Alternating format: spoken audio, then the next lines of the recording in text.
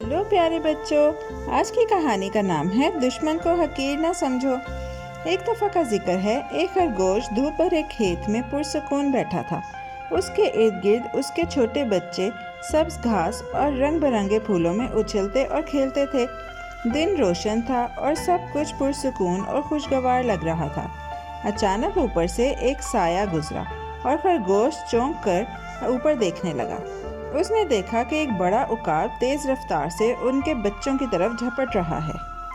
तेज और मजबूत परों के साथ उकाब नीचे आया और अपने नुकीले पंजों से खरगोश के 2 बच्चों को पकड़ लिया। छोटे खरगोश खौफ से चीखने लगे जब उन्हें आसमान की तरफ उठाया गया। माँ खरगोश ने बेबसी से पुकारा, ए अच्छे उकाब, मेरे बच्चों को मत लो, ये तुम्हारे लिए अच्छा नहीं होगा। उसकी आवाज़ कांप रही थी, डर और दुख से भरी हुई थी। उकाब ने खरगोश की बातों पर तंजिया अंदाज में हंसी उड़ाई। ठीक है, जाओ, जैसा चाहो वैसा करो, उसने मजाक से कहा। उकाब ने सोचा, एक छोटा सा खरगोश मुझे क्या नुकसान पहुंचा सकता है। अपनी ताकत पर पूरे एतमाद होकर उसने बच्चों को दरख्त के ऊपर अपने घोंसले तक उठा कर ले गया। जल्द ही उकाब ने उन्हें फाड़ कर खा लिया। खरगोश की पुकारें उस तक ना पहुंच सकी और उकाब ने अपनी जीत महसूस की।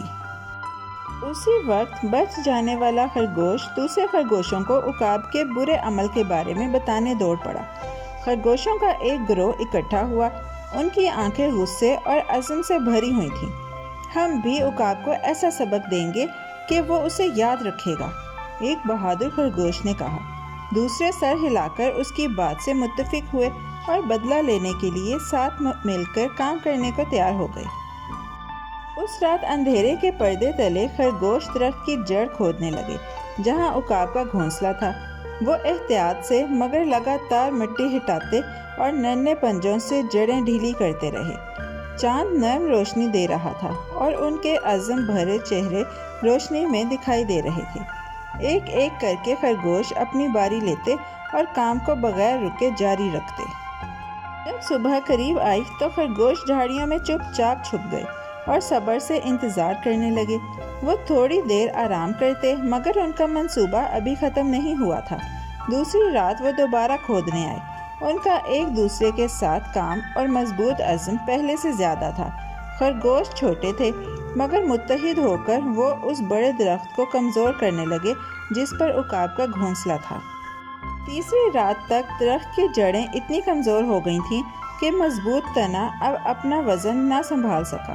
खरगोश चुपचाप देख रहे थे कि उनकी मेहनत तकरीबन मुकम्मल हो चुकी है। उन्होंने मुस्तकिल मिजाजी और मिलकर काम करने की ताकत सीख ली और जान लिया कि जब छोटे जानवर साथ मिलकर काम करें तो बड़े काम कर सकते हैं।